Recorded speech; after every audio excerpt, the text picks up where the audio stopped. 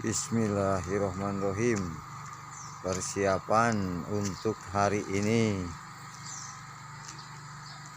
di Desa Buni Asih.